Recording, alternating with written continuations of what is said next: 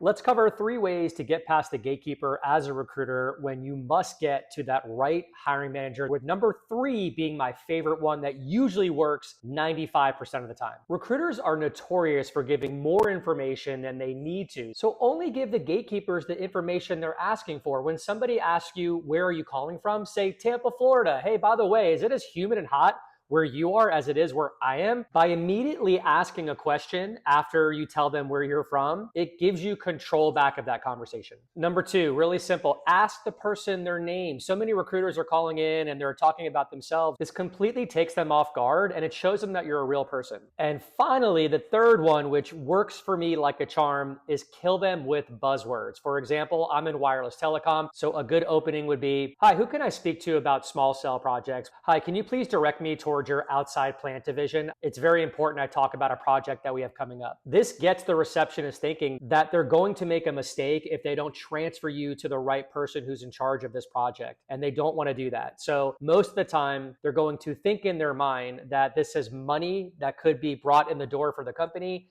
So they're going to go ahead and transfer you over to that director of that division. And then from there, work your magic and talk about how you provide human capital and what you can do to help them in certain areas.